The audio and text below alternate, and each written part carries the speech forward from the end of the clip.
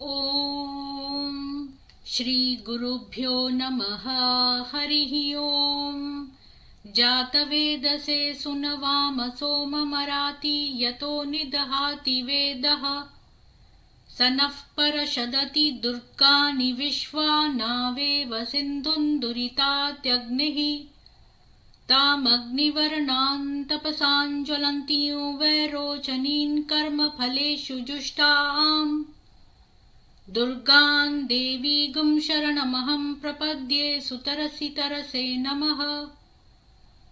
अग्ने त्वं पारयानव्यो अस्मान् त्वस्तिभिरति दुर्गानि विश्वा। पूश्च पृथ्वी बहुला न उर्वी भवातोकाय तन्याय संयोः। विश्वानि नो दुर्गः जातवेदसिन्धुन्ननावा दुरितातिपरशि। अग्ने अत्रिवन्मनसा गृणानोऽस्माकं बोध्यविता तनूनाम्। पृतनाजितगुं सहमानमुग्रमग्निगुं हुवेमा परमात् सदस्थात्। स नः परषदति दुर्गानि विश्वा क्षामद्देवो अतिदुरितात्यग्निः। प्रत्नोषिकमीड्यो अध्वरेषु सनाच्च होता नव्यश्च सत्सि। स्वाञ्चा अग्ने तनुवं पिप्रयस्वास्मभ्यञ्च सौभगमायजस्व। गोभिर्जुष्टमयुजो निषिक्तन्तवेन्द्र विष्णोरनुसञ्चरेमा। न कस्य पृष्ठमभिसंवसानो वैष्णवीर्लोक इहामादयन्ताम्। कात्यायनाय विद्महे कन्याकुमारी धीमहि तन्नो दुर्गिः प्रचोदयात्।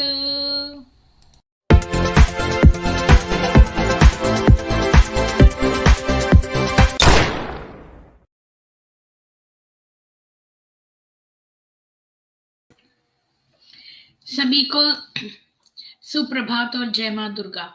आज हम the merchants of Mecca 19 wives of Muhammad में उनकी चौथी बीवी हफ्सा के बारे में जानेंगे, द कस्टोडियन ऑफ कोडेक्स, तो कोडेक्स की संरक्षक। लेकिन उससे पहले मैं आप लोगों के साथ कुछ न्यूज शेयर कर दूं ताकि तब तक और लोग भी जुड़े जाएं।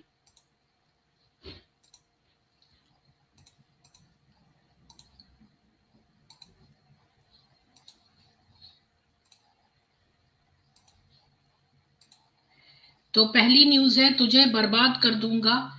अब्दुल्ला मोमिन की प्रताड़ना से तंग हिंदू छात्रा ने की आत्महत्या। कॉलेज आते जाते भी करता था परेशान। लड़की का फोन बंद मिलने के बाद उनकी मां ने पड़ोसी को कॉल किया और जाकर हालचाल लेने की मांग की। पड़ोसी मृतका के घर पहुंचा और कई बार दरवाजा खटखटाया। गुजरात के नदियाड जिले में एक मुस्लिम युवक की प्रताड़ना से एक हिंदू युवती ने आत्महत्या कर ली है। इस मामले में पुलिस ने आरोपित अब्दुल्ला मोमिन को गिरफ्तार किया है। 22 वर्षीय मृतका नर्सिंग की छात्रा थी और उसके पिता पुलिस में है। आरोप है कि अब्दुल्ला मृतका को ब्लैकमेल कर रहा था। इस बात का खुलासा मृतका के अंतिम संस्कार के बाद उनके फोन में मिले सबूतों से हुआ है।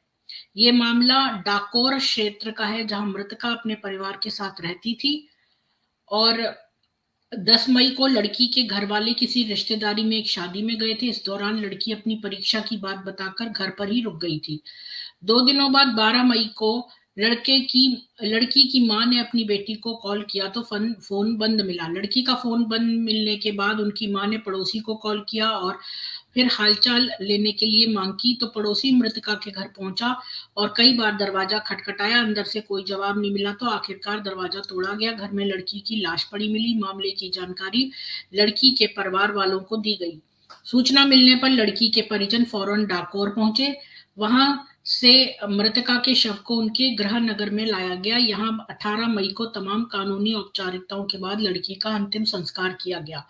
अंतिम संस्कार के बाद 18 मई को मृतका के घर वालों ने उनका फोन चेक किया तो उन्हें अब्दुल्ला की ब्लैकमेलिंग के बारे में जानकारी मिली। मृतका के फोन में कई कॉल रिकॉर्डिंग और मैसेज ऐसे थे जिससे अब्दुल्ला की करतूत का खुलासा हुआ। आरोप है कि अब्दुल्ला लड़की को धमकी भी दे रहा था। इन्हीं धमकियों से तंग आकर आखिरकार लड़की ने आत्महत्या कर ली। जांच के दौरान पता चला कि लड़की पहले अब्दुल्ला के साथ रिलेशनशिप में थी। थोड़े समय बाद वो अब्दुल्ला से दूरी बनाने लगी थी। इसी के चलते अब्दुल्ला उसे ब्लैकमेल करने लगा था। बताया जा रहा है कि अब्दुल्ला मोमिन न सिर्फ फोन पर पीड़िता को धमकी देता था, बल्कि कॉलेज आने जाने के दौरान भी उसे परेशान कर रहा था। लड़की ने कई बार उससे दूर रहने की मिन्नत की, लेकिन अब्दुल्ला नहीं माना। वो मृतका को परेशान करता रहा। कॉल रिकॉर्डिंग से ये भी पता चला है कि अब्दुल्ला ने लड़की का अफेयर किसी और से होने का आरोप लगाकर उसे दुनिया भर में बदनाम करने और बर्बाद करने की धमकी दी थी। मौत से पहले अंतिम रिकॉर्डिंग में भी लड़की ने अब्दुल्ला मोमिन से जोर जोर से कहा कि तुमने मुझे मार डाला। हालांकि इन चीखों का अब्दुल्ला पर कोई फर्क नहीं पड़ा। आखिरकार लड़की ने फांसी लगाकर अपनी जान दे गई। मौत के बाद वो सारे सबूत अपने मोबाइल में छोड़कर गई। पुलिस ने अब्दुल्ला मोमिन पर आत्महत्या के लिए उकसाने की धाराओं में केस दर्ज किया है और मामला आगे जांच चल रही है। अगली न्यूज है, पेपुआ न्यू गिनी के प्रधानमंत्री ने चरण स्पर्श करके पीएम मोदी को दिया सम्मान। स्वागत के लिए तोड़ दी अपने देश की ये पुरानी परंपरा।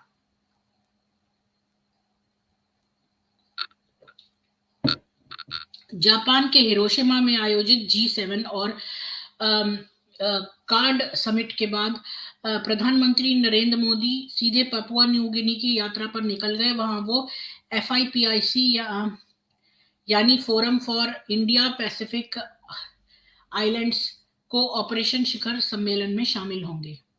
तो वहां के जो प्रधानमंत्री उन्होंने पैर छुए मोदी जी के। अगली न्यूज है, सुरक्षा एजेंसियों ने नाकाम की 26/11 जैसी साजिश। 5 स्टार होटल का कर्मचारी ही निकला आतंकी। G20 को लेकर कश्मीर में कड़े इंतजाम। जम्मू कश्मीर की विशेष दर्जे को खत्म करने के बाद भारत पहली बार कोई महत्वपूर्ण अंतर्राष्ट्रीय सम्मेलन का आयोजन कश्मीर में कर रहा है। इसमें 20 देशों के प्रतिनिधि शामिल हो रहे हैं। इससे पाकिस्तान घबराया हुआ है। उसने इस बैठक में शामिल होने से इनकार कर दिया है। जम्मू कश्मीर के गुलमर्ग में होने जा रहे G20 के टूरिज्म वर्किंग ग्रुप पर आतंकी हमले के खतरे को देखते हुए सुरक्षा एजेंसियों ने बदलाव किया है। पाकिस्तान की कुख्यात ISI के इशारे पर आतंकी संगठन 26/11 के मुंबई हमले की तर्ज पर G20 की बैठक में हमले की योजना बना रहे हैं। आतंकवादियों की इस योजना का खुलासा सुरक्षा एजेंसियों द्वारा पकड़े गए संदिग्ध फारूक अहमद वानी ने किया। वानी एक पॉश होटल में काम करता था और आतंकियों के ओवरग्राउंड वर्कर के रूप में काम करता था। OGW आतंकी घटनाओं में सीधे शामिल होने के बजाय आतंकियों को सूचना, लॉजिस्टिक्स, रसद, पैसे, आश्रय आदि उपलब्ध कराता था।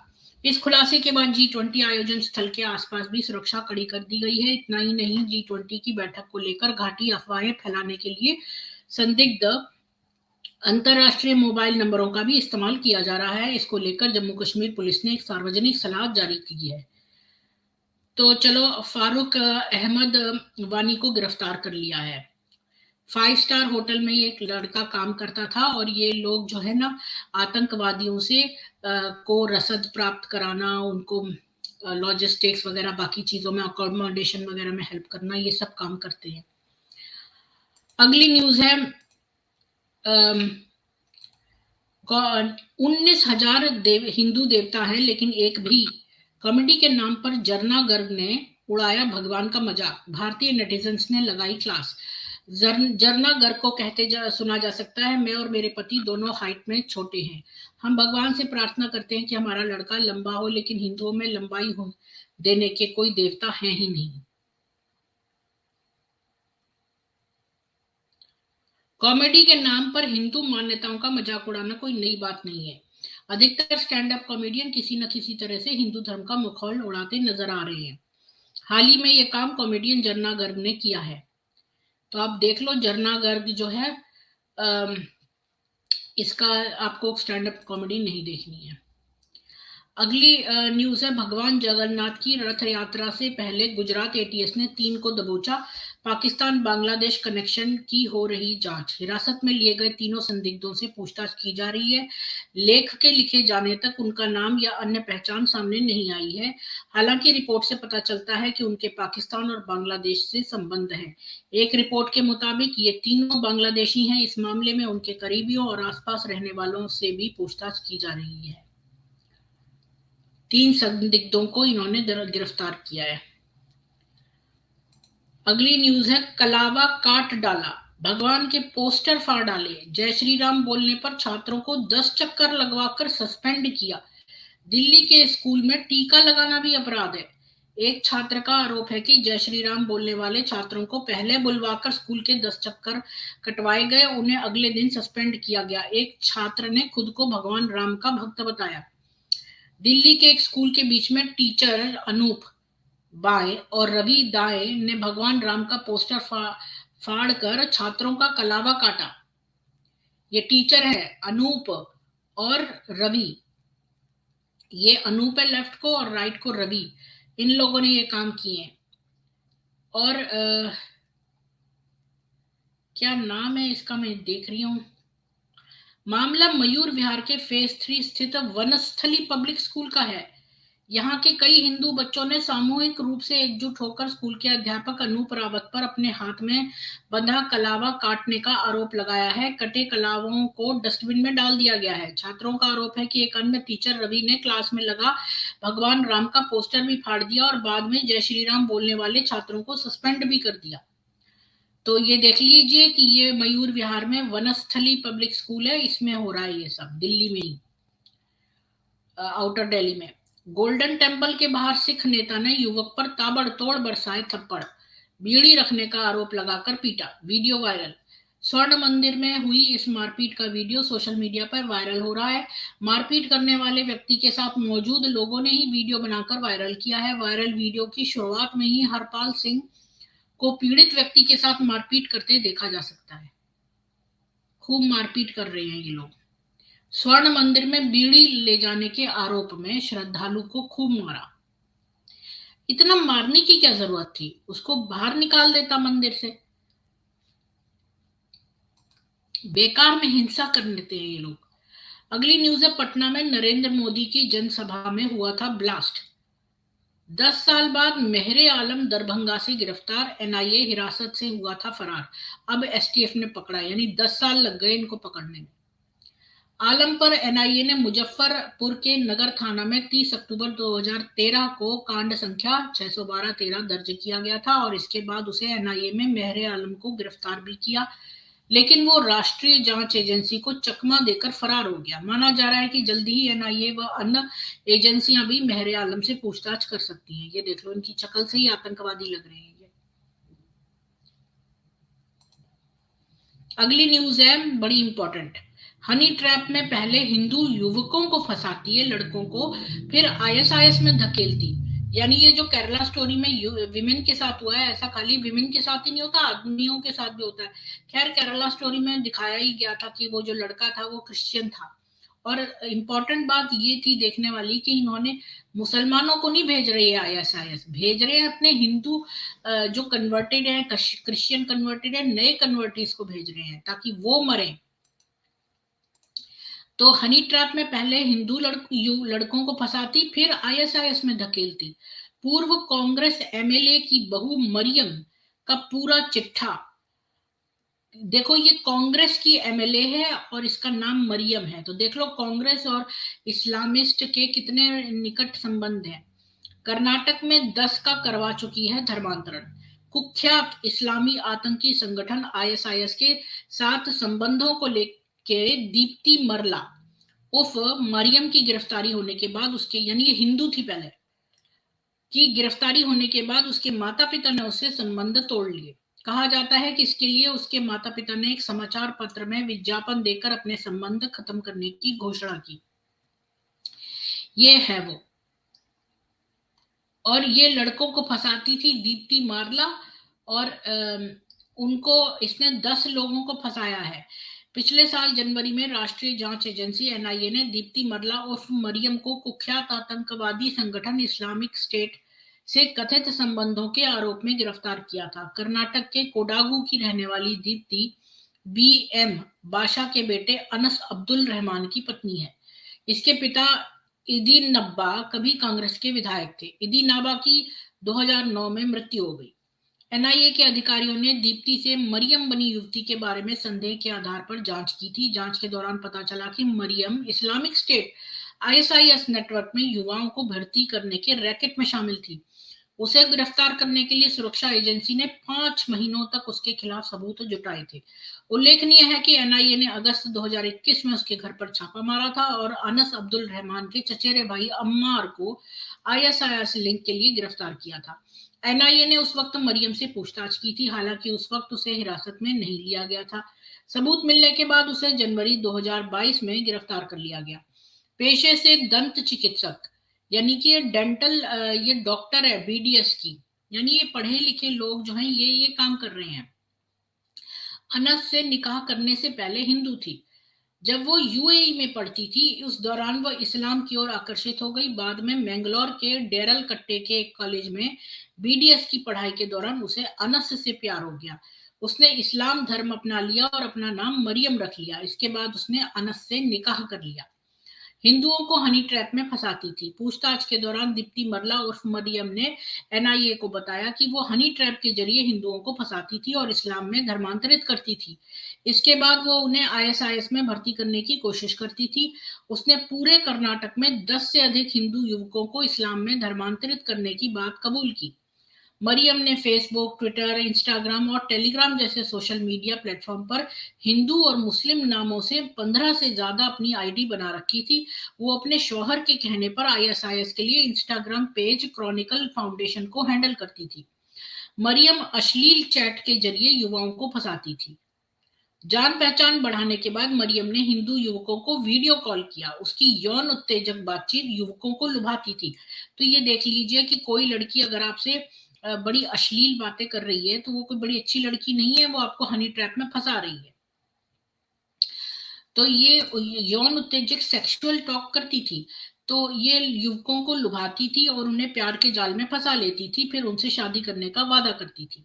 एक बार जब हिंदू युवक उसकी जाल में पूरी तरह फंस जाते थे तो वो उन्हें इस्लाम कबूल करने और फिर आईएसआईएस में शामिल होने के लिए मजबूर करती थी। अगर उसका संभावित निशाना कोई मुस्लिम युवक होता था तो वो प्यार का नाटक करती थी और उन्हें आईएसआईएस में शामिल होने के लिए उकसाती थी। एनआईए ने कहा कि मरियम के बहकावे में आकर 2020 से 2021 में 4 से 5 युवक केरल से सीरिया चले गए। गिरफ्तारी से 5 महीने पहले बेंगलुरु में गिरफ्तार मदेश पेरूमल उर्फ अब्दुल भी मरियम के झांसे में आ गया था। उसने धर्म परिवर्तन करके इस्लाम अपना लिया था। मदेश पेरूमल ने कथित तौर पर आतंकवादी संगठन के संचालकों को देश में बम विस्फोट करने का वादा किया था। एजेंसी ने बताया कि मरियम ने मदेश पेरूमल को लुभाने के लिए 10 लाख रुपए खर्च किए हैं। आईएसआईएस के साथ संबंध होने के अलावा दीप्ति मरला उर्फ मरियम के जम्मू कश्मीर में आतंकवादी संगठनों के साथ संबंध थे। इंडियन एक्सप्रेस की एक रिपोर्ट के अनुसार एनआईए ने कहा कि जांच के दौरान यह पता चला है कि सीरिया, इराक में आईएसआईएस खिलाफत खत्म होने के बाद दीप्ति मरला और मोहम्मद अमीन ने जनवरी और मार्च 2020 में हिजरा, यानी जो इनका हज है, के तहत कश्मीर का दौरा किया था। वह कश्मीर में आतंकवादी गतिविधियों में शामिल होने और आईएसआईएस की गतिविधियों का समर्थन करने के लिए वहां गए थे। जांच के दौरान यह भी पता चला है कि मोहम्मद अमीन के साथ साथ दीप्ति मरला भी आईएसआईएस की साजिश का सरगना थी। मार्च 2021 में दर्ज मामले के संबंध में एनआईए द्वारा गिरफ्तार किए गए लोगों में मोहम्मद अमीन उर्फ अबू याहिया और उसके 2 सहयोगी डॉक्टर रईस शहीद और मुसहब अनवर भी शामिल थे। अच्छा, एक बात मैं आपको बताना भूल गई कि जब आपने केरला स्टोरी देखी थी तो आपने देखा था, वो कहता है कि बता दो एमनेस्टी इंटरनेशनल की तरफ से आया है।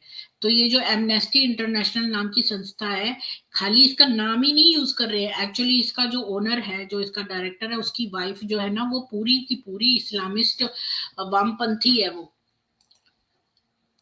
अगली न्यूज है, सुप्रीम कोर्ट ने हटाया बैन, फिर भी बंगाल में एक भी जगह नहीं चल रही है the Kerala story.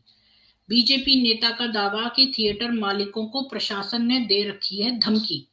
Supreme court ने जब फिल्म पर प्रतिबंध लगाने की वजह पूछी तो बंगाल सरकार की ओर से पेश अधिवक्ता ने तर्क दिया था कि केरल की इस कहानी में अभद्र भाषा का प्रयोग किया गया है और ये फिल्म हेरफेर किए गए तथ्यों पर आधारित है। इससे राज्य में सांप्रदायिक वैमनस्य और कानून व्यवस्था से संबंधित स्थिति खड़ी हो सकती है। ये ममता बनर्जी को तो मतलब मैं क्या बताऊं, इसको तो कोड़े लगने चाहिए, न केवल इसको जेल होनी चाहिए बल्कि कोड़े भी लगने चाहिए। क्योंकि जो वैमनस्य अगर बढ़ता है सच्चाई दिखाने से, तुम चुपचाप चुपचाप लोगों का कत्ल करवाओ, उनको आईएसआईएस भेज दो, किडनैप कर लो, और ये जानकारी भी लोगों को ना दी जाए, क्योंकि इससे वैमनस्य बढ़ेगा। ऐसे दुष्ट बुद्धियों को इसने बना किसने दिया इसको सीएम? मेरा दिमाग खराब हो रहा है। और अभी मेरे को मैंने एक वीडियो देखा जिसमें कि एक लड़की, वो पत्रकार थी, तो बाय चांस उसको पता चल गया ये एक लड़की केरल की बसों में भी चल रहा है ये काम। वो केरल की बस में बैठी कि उसने सोचा, वो जा रही थी तो उसने देखा, एक आदमी ने देखा कि दो छोटी लड़कियां बस में बैठी हैं, तो वो उनके बीच में बैठ गया और थोड़ी देर में ना एक लड़की के वो कंधे पर हाथ रख लिया और दूसरे हाथ को अपने पैंट में डाल रहा था। तो ये जो पत्रकार यहाँ बैठी हुई थी, सोचो और कोई लड़की होती तो शायद बताती भी नहीं। तो उसने जो है उससे पूछा कि एक्सक्यूज मी, आप ये क्या कर रहे हो, अपनी जिप बंद करो। तो उस लड़के ने ना उससे पूछताछ करी, तो वो उसने जल्दी से अपनी जिप बंद कर ली, वो लेकिन वो पूरी खुली रह गई। उसने फिर पूरी तरह से ठीक से बंद नहीं कर पाया और उसने कंडक्टर को बुलवा के और उसकी जांच करवाई, और वो वेट कर रहा था कि कब दरवाजा खुले तो मैं यहाँ से भागूं। इस तरह ये लोग वहां पर भी ये कार्य कर रहे हैं, लव जिहाद का। ये जो आपने देखा था ना कि मॉल में भेजे थे अपने बंदे, जो लोगों की कपड़े फाड़ रहे थे, वो वाले वही लोग, वही चीज है ये जो केरल की बसेस में हो रही है अभी। एक आध मैंने चीजें देखी, पर वो साउथ इंडियन लैंग्वेजेस में थी, तो कोई अगर हो और देख के मुझे ट्रांसलेट करके बता दे तो सही है। तो आज हम जो है ना हफ्सा के बारे में शुरू करते हैं। हमने अभी तक जो है अरब का बैकग्राउंड देखा कि वहां पर कितने कबीले रहते थे। हम 19 wives of Muhammad volume 1 merchants of Mecca, written by Tara McArthur, इस किताब को हम पढ़ रहे हैं, और उसमें मोहम्मद की वॉल्यूम 1 में 5 बीवियों के बारे में लिखा है। तो हमने सबसे पहले देखा उसको खदीजा को, इसके बाद हमने आयशा को, इसके बाद हमने सौदा को, और अब हम आज से हफ्सा के बारे में जानेंगे कि आखिर हमारे पास क्या क्या इंफॉर्मेशन है हफ्सा के बारे में।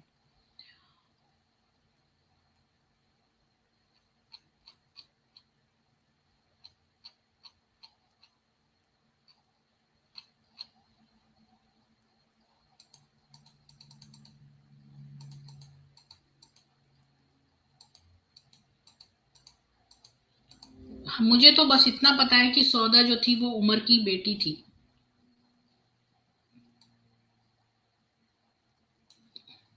कुरैश के आदि के हफ्सा बिन्त उमर 605 से 665 तक। हफ्सा कुरान की माँ थी, पता है आपको? हफ्सा जो थी वो कुरान की माँ थी। वो मोहम्मद की चौथी पत्नी थी। वो कुरान के इतिहास के साथ घनिष्ठ रूप से जुड़ी हुई है, और ये कैसे आज के रूप में उस रूप में पहुंची ये देखते हैं। तो सबसे पहले हम देखते हैं हफ्सा का बैकग्राउंड। हफ्सा आदिय से थी कुरैश के एक साधारण कबीले, जो मक्का में अल अकीर पर्वत के तल पर रहते थे। उनकी सामाजिक पृष्ठभूमि आयशा के समान थी, राजनीतिक रूप से कमकुलीन और आर्थिक रूप से समृद्ध। यानी कि सोशल स्टेटस इतना हाई नहीं था, लेकिन पैसे बहुत थे। मनोवैज्ञानिक और आध्यात्मिक रूप से हालांकि हफ्सा के बचपन के अनुभव आयशा से काफी अलग थे। वो साधारण अरब बुत परस्ती में पैदा हुई थी, यानी कि उसके माँ बाप जो थे ना वो पहले बुत परस्त थे, और उसके पारिवारिक जीवन पर उसके पिता का पूरी तरह से प्रभुत्व था। हफ्सा के पिता भविष्य के दूसरे खलीफा उमर इब्न अल खत्ताब थे। जब उमर का एक लड़का था, तो उसके पिता ने उसे ऊंट चराने और लकड़ी इकट्ठा करने के लिए मजबूर किया, जब तक कि वो थक नहीं गया। और फिर जब वो थक गया तो इस उमर ने उसको खूब थप्पड़ मारे। ये उमर सबसे गंदा सहाबा था, ये तो आप सब लोगों को पता ही है कि वो बहुत ही ज्यादा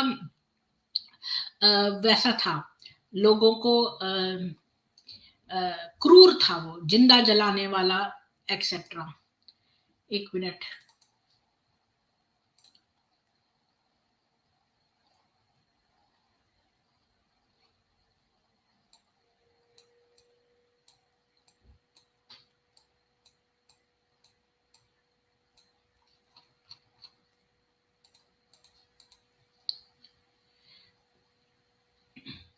तो आदि ये कबीले की ये थी जनजाति की, जो पहाड़ी की तलहटी में रहते थे। और जो हफ्सा का पिता था, वो बहुत मारा उसने अपने बेटे को, जो कि ऊंट चराने गया था। क्योंकि वो थक गया तो वो बैठ गया, तो उमर ने उसको खूब मारा। उमर ने अपने पिता के बारे में बताया कि वो एक बहुत ही बिना प्यार का, बहुत ही रफ काइंड का आदमी था। और यही बात उमर की भी थी। तो जैसे मैंने कहा है ना, जो अब खुद अब्यूजर होता है वो दूसरे को भी अब्यूज करता है। तो उमर का पिता भी वैसे ही था और उमर भी वैसे ही था। तो अ, बहुत वो ना बुली था, उसको कह सकते हैं। अगर अगर उमर के लिए एक शब्द कहा जाए तो वो होगा बुली। और वो एक बहुत बड़ा आदमी था। बड़ा आदमी मतलब कि वो, जैसे सौदा के लिए कहते हैं ना लंबे चौड़े आकार की थी, ऐसी उमर भी बहुत ही लंबे चौड़े आकार का था। और एक चैंपियन रेसलर भी था, जो अपने साथ एक कोड़ा रखता था। जब भी वो जहां जाता था तो या तो कोड़ा इस्तेमाल करता था या अपना घूंसा, जिससे भी वो नाखुश होता था। उमर के पास अपना दिमाग भी था, और उसके पास अपना ताकत भी थी। वो एक प्रभावशाली वक्ता था, जो अक्सर बाहरी लोगों के सामने कुरैश का प्रतिनिधित्व करता था, जो उनके सम्मान के खिलाफ या उनकी महिमा का विरोध करते थे। युद्ध का खतरा होने पर कुरैश उसे अपने दूत के रूप में अन्य जनजातियों के पास भेज देता था, और वो मक्का में स्थानीय विवादों को भी हल करता था। वो मक्का के 17 पुरुषों में से एक था, जो जानता था कि कैसे लिखा जाए। यानी कि ये उमर को लिखना आता था। अब आपको बहुत बड़ा आइडिया हो गया उमर का, कि उसका फादर भी अब्यूसिव था। उमर एक लंबा चौड़ा आदमी था। वो क्रूर किस्म का था, बड़ा रफ काइंड का। उसके अंदर कोई ममता मोह नहीं थी, और अपने बेटे को उसने इतना मारा था। अपने साथ एक चाबुक रखता था, और घूंसे और चाबुक इस्तेमाल करता था जब भी उससे कोई भी ऐसी वैसी बात करे। और जब वो वहां पर बुत परस्त थे ना लोग, तो वो लोग उसको कुरैश कबीला उसको विवाद हल करने, ये सब करने भेजते थे। और वहां पर मैंने आपको बहुत पहले अपने फर्स्ट एपिसोड में बताया था कि वहां पर मक्का में कितने 22 लोग थे केवल, जो पढ़ना लिखना जानते थे, और ये 17 लोग जो लिखना जानते थे उसमें एक था। और उसे मोहम्मद के साथियों में से सबसे विद्वानों में से एक बना दिया था। यद्यपि उमर मक्का में सबसे धनी व्यक्तियों में से एक था, वो हर वक्त उसमें रहता था।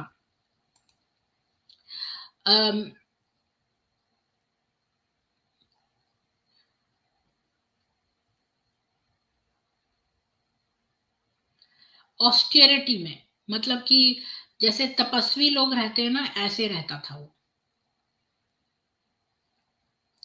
अ, उसने वो मोटी रोटी खाता था। उसने अपने रसोइयों को आटा छानने से मना कर दिया था। और गाढ़ा शोरबा, कुछ तेल दही और सूखे मांस के स्ट्रिप्स के साथ, लेकिन लगभग कभी ताजा मांस नहीं। और उसने बहुत अधिक उपवास भी किया था। उमर को जाना जाता था कि नए वस्त्र लेने की नियत समय से पहले, उसे त्यागने के पहले अपने वस्त्र पर 16 पैबंदे लेता था।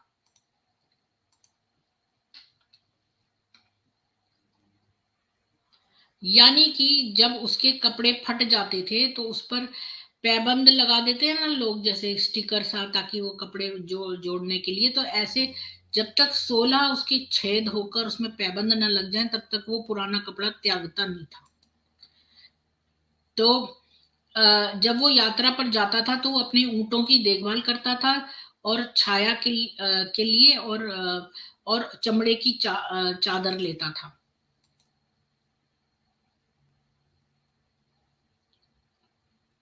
मतलब अपने लिए कोई टेंट वगैरह नहीं ले जाता था, बस एक लेदर चमड़े की एक शीट ले जाता था।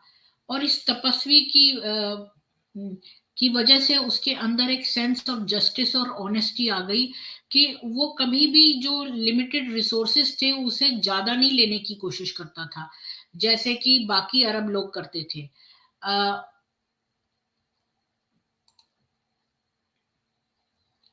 अपने प्रोटेगस की एक स्टिंग को बनाए रखता था, लैला द हीलर। तो लैला जो एक उसका रिश्तेदार था, लैला जो कि लोगों को हील करता था, मतलब उनको क्योर करता था। अपुअर रिलेशन जो उसके इतना बहुत ज्यादा रिश्तेदारी नहीं थी, who was loosely attached to his household, मतलब कि वो दूर का था। वो ये बात बताता है कि जब उमर बातचीत करता था तो वो इतनी जोर से करता था, और जब वो चलता था तो वो बहुत तेज चलता था, और जब वो मारता था तो दर्द देने के लिए मारता था। तो इस तरह का था उमर। अब देखते हैं हफ्सा का बचपन 605 सी से 619 तक। हफ्सा का जन्म 30 जनवरी 605 और 19 जनवरी 606 के बीच में हुआ था। ये वो वर्ष था जब उमर के चाचा जायद एकेश्वरवादी के रहस्यमय तरीके से हत्या कर दी गई थी। उमर का जो चाचा एक और था ना, जो जायद एकेश्वरवाद था, जो कि पहला व्यक्ति था जिसने कहा था कि अल्लाह एक है। ये मोहम्मद ने नहीं कहा था, ये जायद एकेश्वरवादी ने कहा था। जायद द मोनोथेस्ट कहते थे उसको, वो उमर का चाचा था। ये जायद वो जायद नहीं था शायद। तो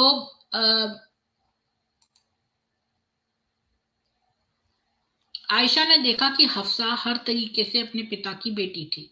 ये जानना दिलचस्प होगा कि क्या हफ्सा भी उमर की तरह दिखती थी।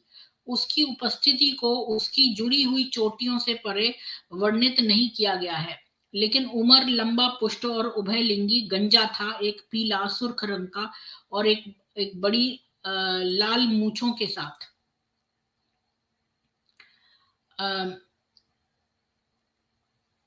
लेकिन हालांकि इससे पहले हम आत्मविश्वास, मतलब हम बड़े कॉन्फिडेंटली कह सकते हैं कि हफ्सा या तो लंबी थी या फिर वो निष्पक्ष थी। हमें उसकी मां के बारे में अधिक जानने की आवश्यकता होगी, जिसका परिवार उमर की तुलना में गहरे रंग का था। यानी उमर जो था वो उसकी वाइफ के मुकाबले जो है वो ज्यादा गोरा था, और उमर लंबा भी था, और वो जस्टिस और न्याय वगैरह भी करता था। हफ्सा की माँ जो थी वो जैनब बिन्त माजून थी। उनका कबीला जुमा, वो कुरैश की ही एक और साधारण शाखा थी।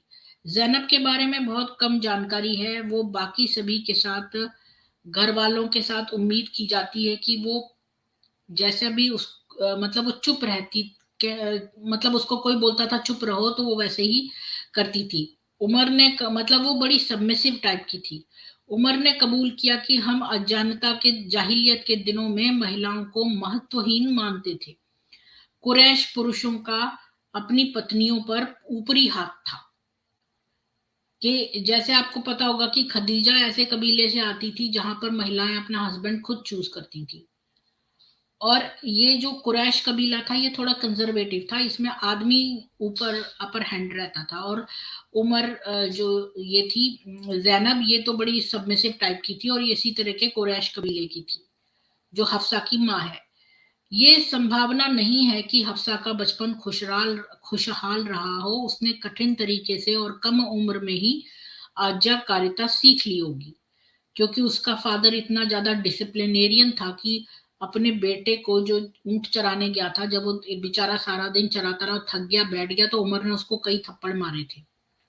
तो ये सोच लो कि उसकी बहन हफ्सा के साथ क्या हाल हुआ होगा। तो वो भी बड़ी ओबीडियंट लड़की थी।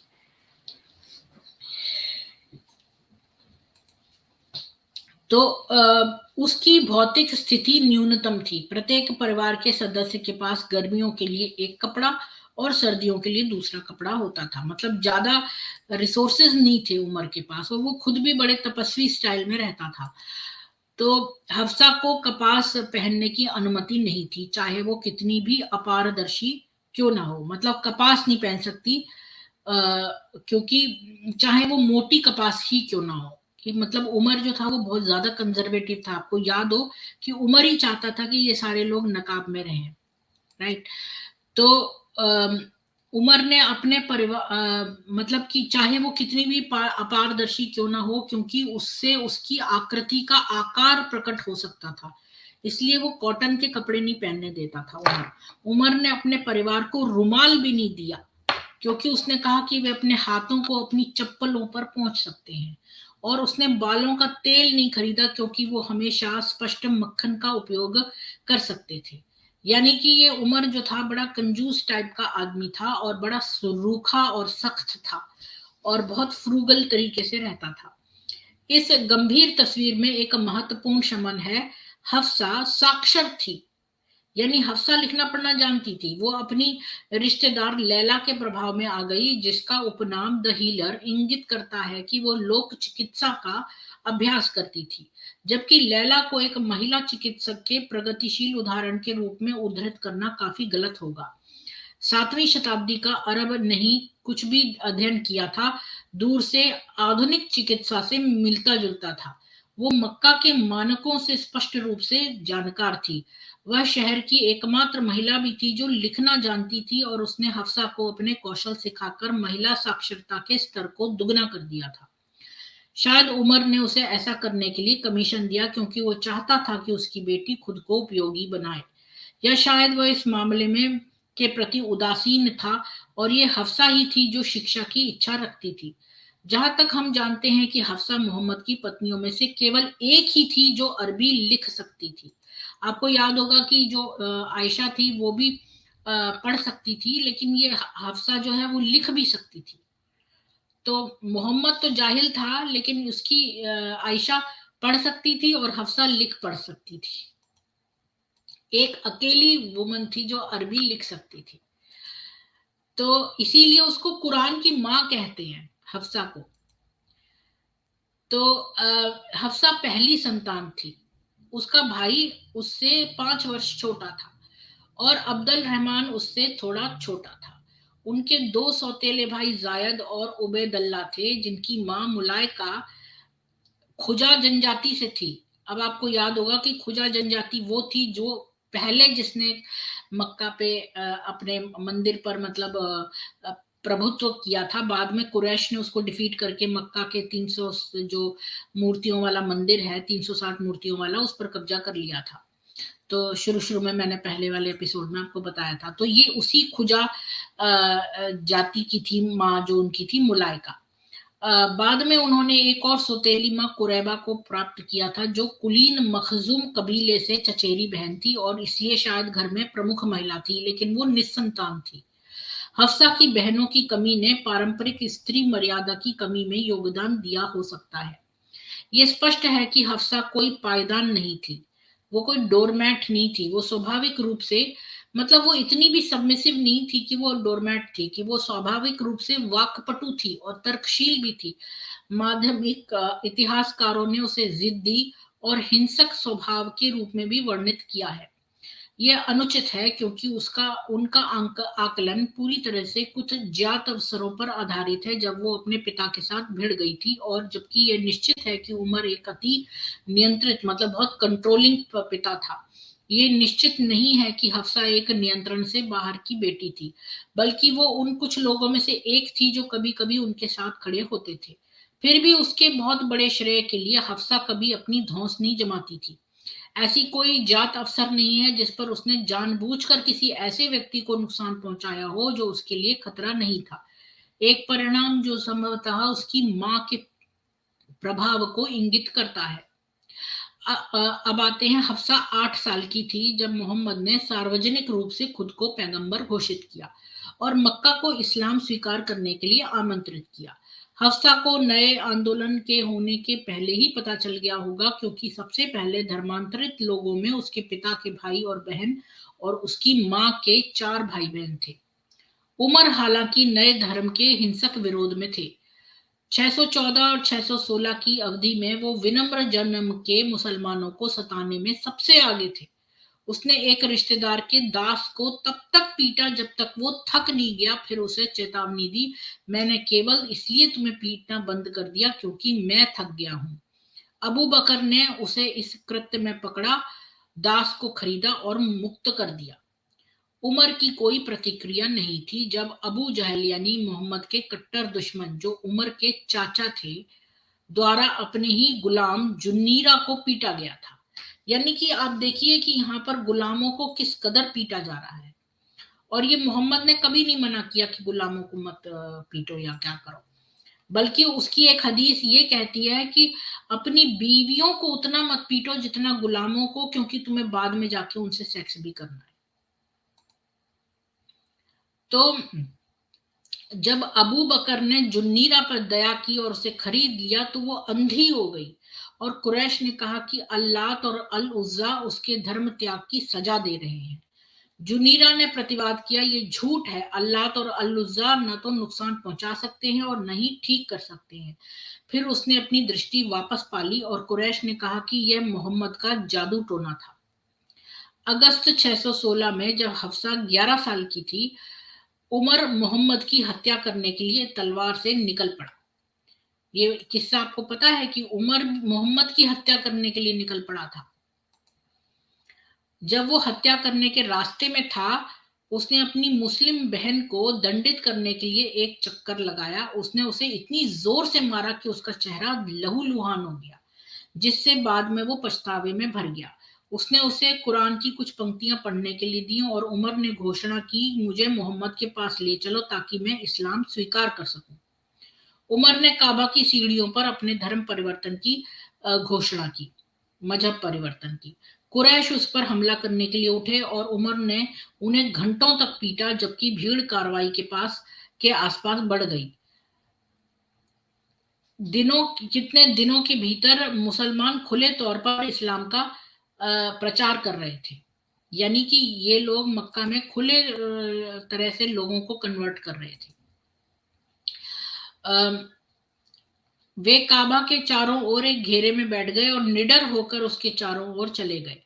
जब भी उमर ने किसी मुसलमान को पिटते या पीटते हुए देखा तो वो लड़ाई में शामिल हो गया, और जब तक इस्लाम कमजोर था तब तक उसने पीटना बंद नहीं किया। अपने स्वयं के प्रवेश पर मुसलमानों ने अपने पिछले कष्टों में से कुछ के लिए उत्सुकता से बदला लिया। ये नाटक केवल कुछ ही दिनों तक चले, क्योंकि वे कुरैश के लिए हाशिम कबीले के खिलाफ अपने बहिष्कार की घोषणा करने के लिए तत्काल ट्रिगर था। 1 महीने से भी कम समय के बाद मोहम्मद और उनका परिवार पहाड़ की घाटी में गायब हो गए। इसलिए हफ्सा का मुस्लिम समुदाय से ज्यादा संपर्क नहीं था। इसका आधा एबिसीनिया में था, दूसरा आधा मक्का में अदृश्य था। अपने सामान्य जीवन को जारी रखने वाले एकमात्र मुसलमान उमर, अबू बकर, मुट्ठी भर गुलाम और कुछ मध्यवर्गीय महिलाएं जिनकी शादी अन्य जातियों में हुई थी, ये लोग अपने आप में इतने शक्तिशाली नहीं थे कि कुरैश के लिए ज्यादा खतरा पैदा कर सके। यानी कि ये लोग थोड़े से थे, अबू बकर और उमर, बस दो ही ये लोग थे, और बाकी कुछ और महिलाएं थी और कुछ गुलाम थे। इतने लोग थे इसके पास, इतने शक्तिशाली नहीं थे कि कुरैश कबीले को कोई भी नुकसान पहुंचा दे। तो चूंकि उमर हाशमाइट नहीं थे, इसलिए बहिष्कार उनके खिलाफ निर्देशित नहीं किया गया था। यद्यपि उनका व्यवसाय निस्संदेह मक्का वासियों के मुस्लिम उत्पादों से परहेज करने के अनौपचारिक रवैये से पीड़ित था, वह इसे चलाने में सक्षम रहा होगा क्योंकि वो धनी बना रहा।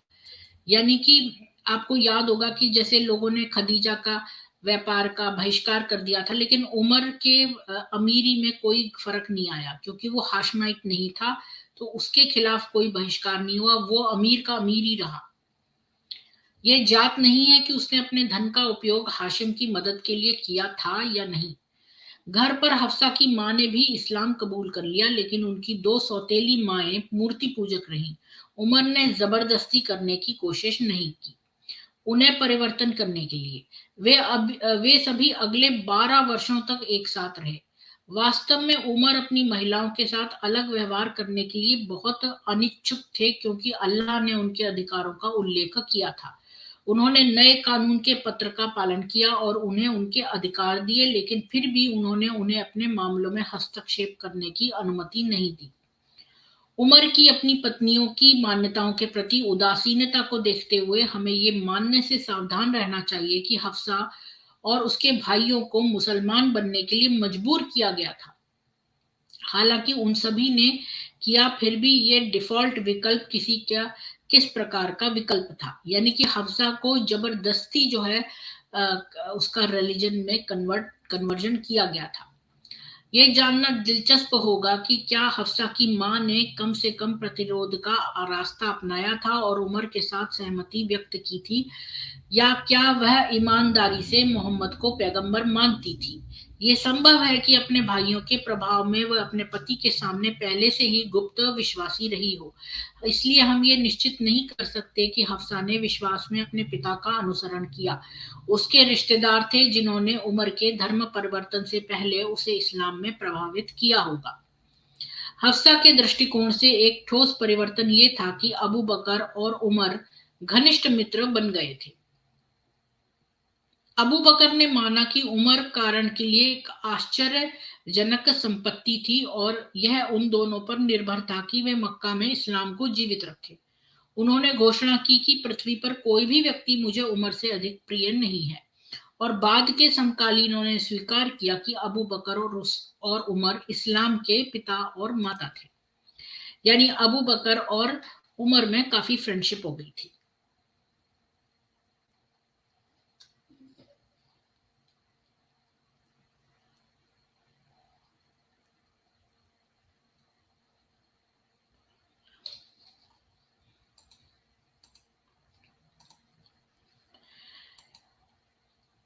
पहली शादी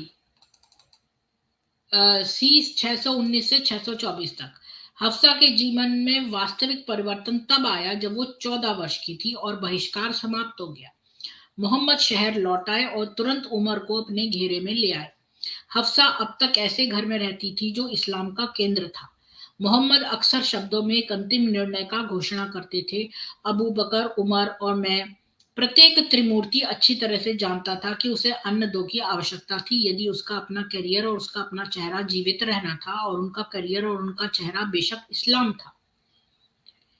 इसके बाद मैं आपसे कुछ शेयर करना चाहती हूँ।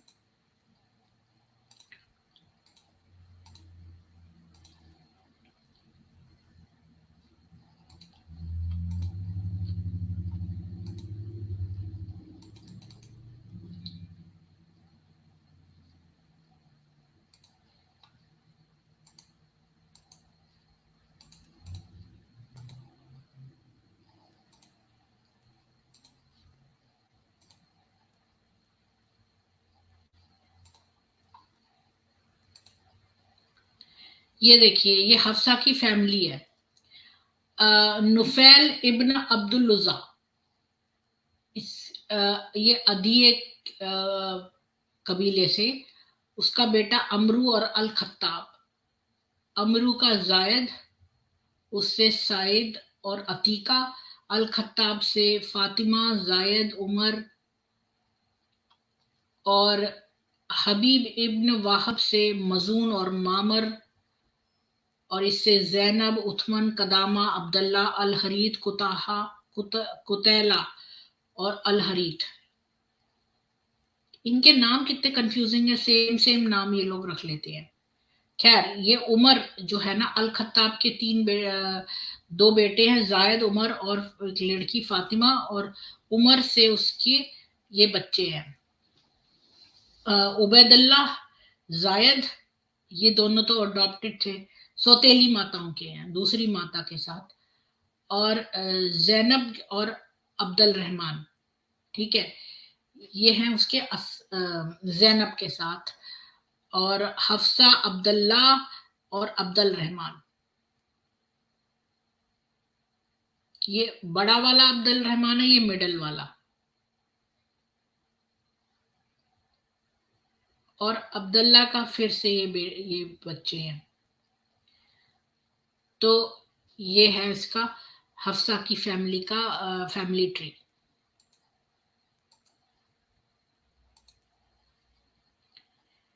तो आगे चलते हैं।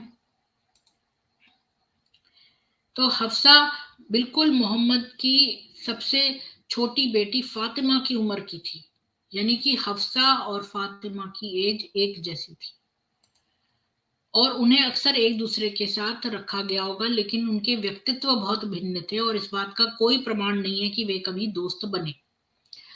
जैसे ही हाशिम अपने घरों में बसे, बुत परस्त एक बार फिर से मुसलमानों के प्रति हिंसक रूप से शत्रुतापूर्ण हो गए।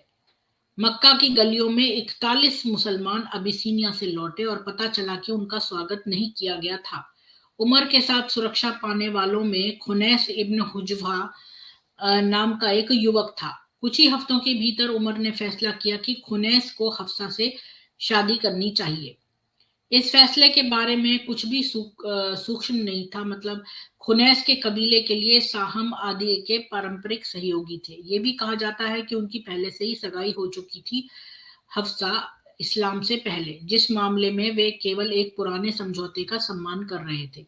यानी खुनैस कबीले की खुनैस से जो है उसकी सगाई हो चुकी थी हफ्सा की, जब ये लोग जब इन लोगों ने कन्वर्जन नहीं किया था इस्लाम में, तब की बात है ये। तो अब ये खाली उसको जो है वो अपने पुराने जो डील करी थी उसका सम्मान करना चाहते थे। खुनैस की उन अनुपस्थिति के वर्षों में हफ्सा के लिए आत्महत्या करने वालों की कोई बड़ी कतार नहीं थी, क्योंकि कोई मूर्ति पूजक किसी मुस्लिम से शादी नहीं करना चाहता था।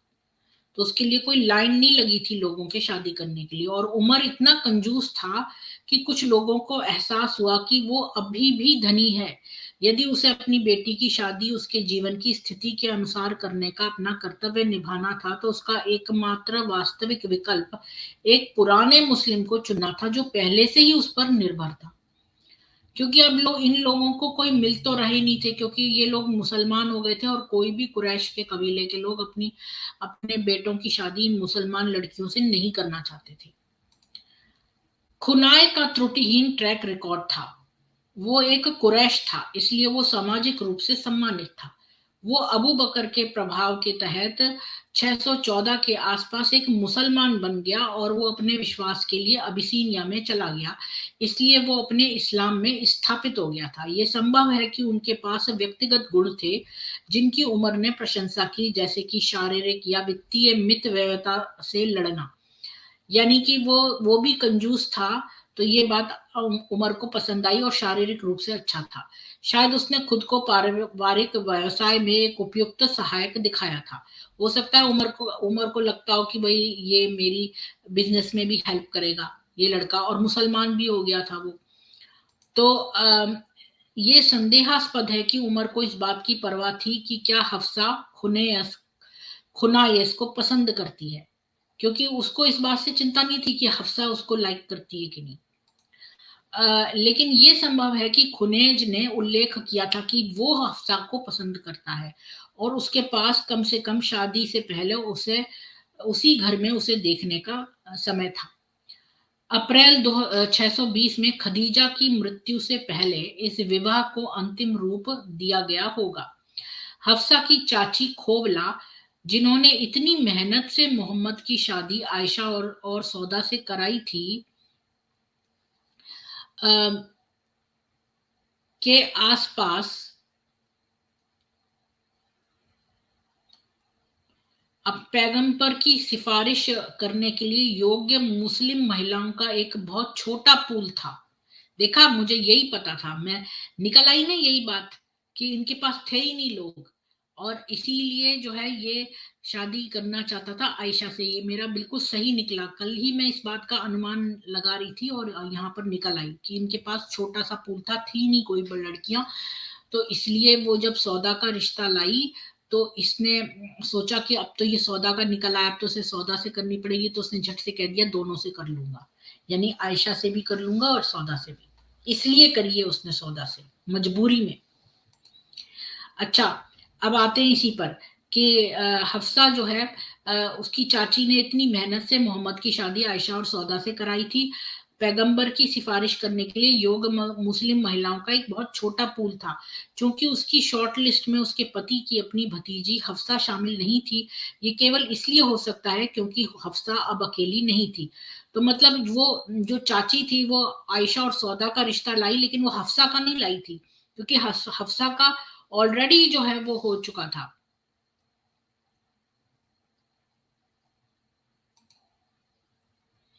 हफ्सा और खुनेज की शादी को करीब 4.5 साल हुए थे और वे शायद पूरे समय उसके माता पिता के घर में रहे।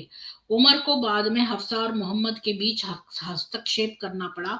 मोहम्मद की स्थिति उनके गुरु के रूप में थी।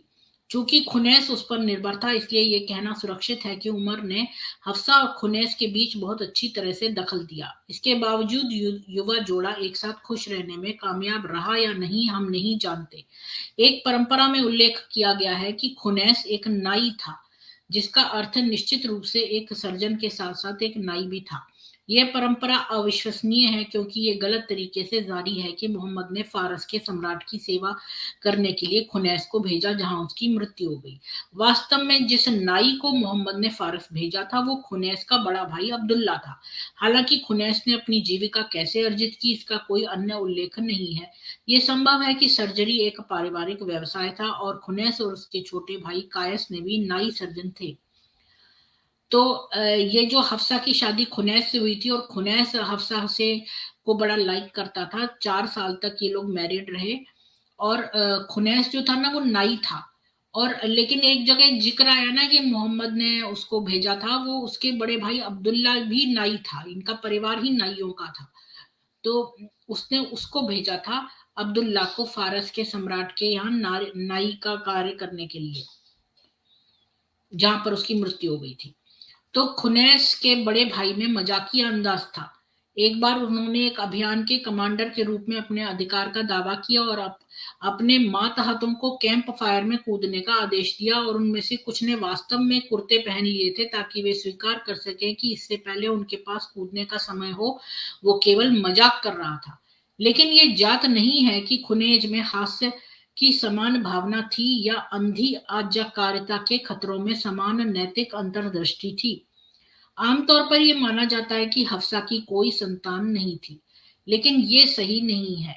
उसने खुनै के कम से कम एक बेटे को जन्म दिया जिसका नाम उन्होंने उसके दादा के नाम पर हुजफा रखा। तो यानी हफ्सा की शादी पहले उससे हो चुकी थी, खुनैज से। और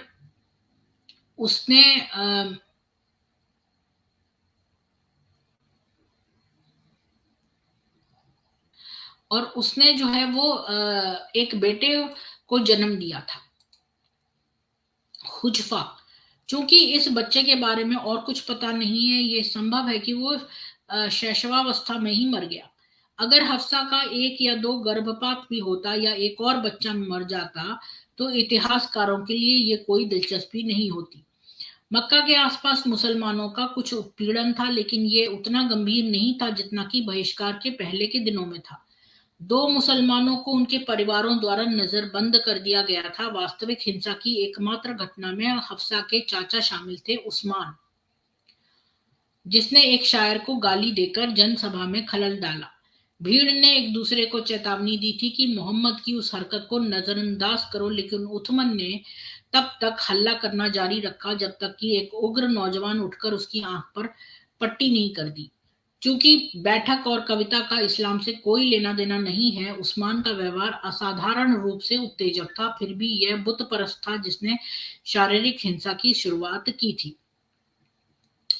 तो ये थोड़ी सी हिंसा हुई थी जब शायर को गाली दे दी गई थी और वहां पर एक लड़ाई हो गई थी। ये थोड़ी सी हिंसा हुई थी। कौन सी टीम को जीत मिली है, बीके पांडे जी?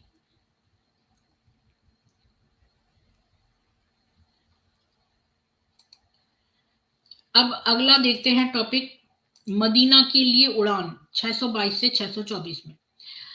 622 की गर्मियों में जब हफ्सा 17 वर्ष की थी, वह और खुनैस उमर के परिवार के मदीना में सामान्य प्रवासन में शामिल हो गए। सबसे पहले वह कुबा के उपनगर में, जहां मोहम्मद रह रहे थे, एक नए धर्मांतरित परिवार के साथ रुके थे। यह जात नहीं है क्या उनके पास कभी अपना घर था, या क्या वे उमर के साथ बस गए थे जब उन्होंने अपना घर बनाया था। हालांकि ये संभावना नहीं है कि हफ्सा के पास अपने पिता से बहुत अधिक धन था। मदीना में उनके व्यक्तिगत कार्यों के बारे में बहुत कम जानकारी है। वह और खुनैस उमर के आसपास इकट्ठी हुई भीड़ का हिस्सा थे।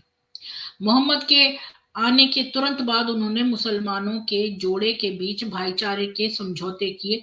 प्रत्येक अपने परिवार के प्रति अपने कर्तव्य से परे भी दूसरों के हितों की देखभाल करेगा। अपने कबीले की मूर्तियों को तोड़ने में सक्रिय रहे, लेकिन उन्हें कभी भी एक दूसरे के लिए बहुत कुछ करने के लिए नहीं बुलाया गया। उमर खुनैस के असली रक्षक थे। खुनैज ने संभवतः नई मस्जिद के निर्माण में सहायता की, क्योंकि वो अप्रवासियों और कॉमरेडों दोनों द्वारा साझा किया गया एक संयुक्त प्रयास था। उन्होंने और हफ्सा ने मदीना के ठंडे मौसम और खारे पानी पर ध्यान दिया होगा। शायद वे बुखार का शिकार हो गए। हालांकि ये रिपोर्ट की सभी अप्रवासी गंभीर रूप से पीड़ित हो गए हैं, निस्संदेह एक अतिशयोक्ति है। ये उस्मान इब्न अफ़्फ़ान, जो मैंने अभी जिक्र किया था ना उस्मान का, वो इब्न इफ़्फ़ान नहीं है जो बाद में खलीफा बने, बल्कि हफ्सा की माँ के भाई उथमन इब्न मजून है, जिसकी अभी पहले मैंने थोड़ी देर पहले बात की थी। एनीवेज, खुनैस को कभी भी एक सैन्य नेता के रूप में नामित नहीं किया गया था, लेकिन शायद उन्हें अप्रैल या मई 623 में रबीग घाटी में बड़े छापे में शामिल किया गया था। हालांकि जब मुसलमानों ने देखा कि कुरैश ने उन्हें कितना भारी बना दिया है, और उन्होंने लड़ाई न करने का फैसला किया। दिसंबर में जुल उशैरा में एक और भी बड़ा आक्रमण, लेकिन मुसलमानों ने कुरैश कारवां को पूरी तरह से याद किया और एक ऊंट भी नहीं देखा। इसके बजाय उन्होंने दो रेगिस्तानी जनजातियों के साथ गठबंधन की संधि की। मार्च 624 के छापे में खुनैस को निश्चित रूप से शामिल किया गया था। जब वही कारवां सीरिया से लौटा और मोहम्मद ने लड़ाई में शामिल होने के लिए सभी सक्षम पुरुषों को बुलाया। कुछ मुसलमान उत्सुकता से चले गए, जबकि अन्य अनिच्छुक थे, क्योंकि उन्होंने नहीं सोचा था कि प्रेरित युद्ध में जाएगा। लेकिन खुनैस इतना महत्वपूर्ण नहीं था कि उसके रवैये पर ध्यान दिया जाए। मुस्लिम सेना आखिरकार बद्र में मक्का वासियों से भिड़ गई। बदर की लड़ाई की पूर्व संध्या पर जब मोहम्मद रणनीति पर चर्चा कर रहे थे, तो उन्होंने उमर को अबू हफ्स कहकर संबोधित किया। किसी ने भी उमर को पहले कभी ये उपाधि नहीं दी थी। 4 बेटों वाले एक व्यक्ति को आमतौर पर अपनी बेटी के पिता के रूप में संबोधित नहीं किया जाता। उसने संकेत दिया कि मोहम्मद ने विशेष रूप से हफ्सा पर ध्यान दिया था, और वो अपने पति की सुनवाई में यह स्वीकार करने को तैयार थी। उसने अधिक प्रत्यक्ष रूप से उल्लेख नहीं किया कि उसने उसका ध्यान क्यों आकर्षित किया था, लेकिन उसने स्पष्ट रूप से उसके बारे में कुछ देखा था जो उसे पसंद था। तो यहाँ पर देखिए कि उसके 4 बेटे थे उमर के, लेकिन मोहम्मद की नजर हफ्सा पे थी जो मैरिड थी पहले से।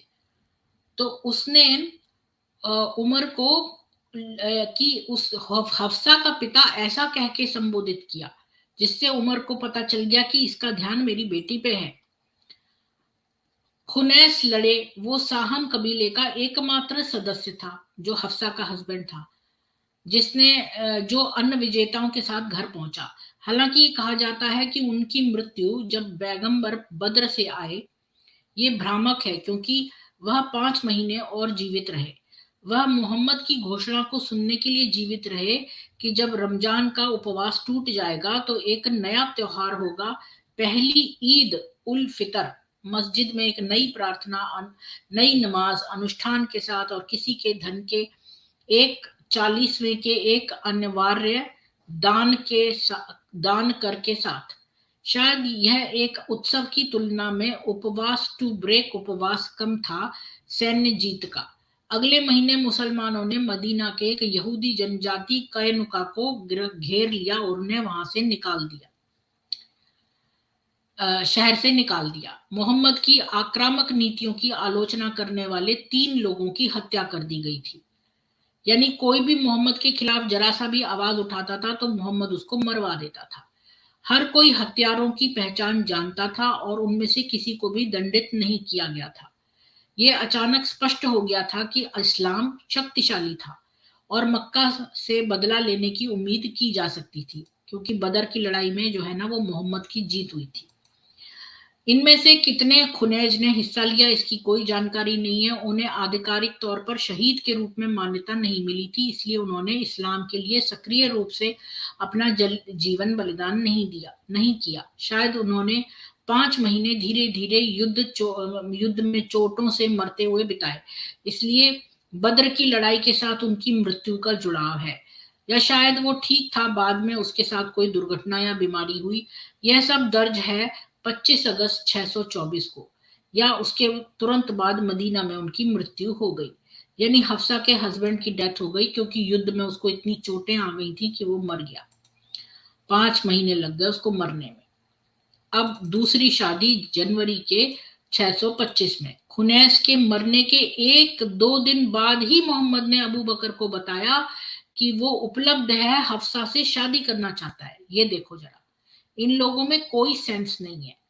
मतलब बेचारी हफ्सा का हस्बैंड मर गया, उसके 2 दिन बाद ही मोहम्मद अबू बकर को जाके बोल रहा है मैं हफ्सा से शादी करना चाहता हूँ। वो हफ्सा जो कि उमर की बेटी है।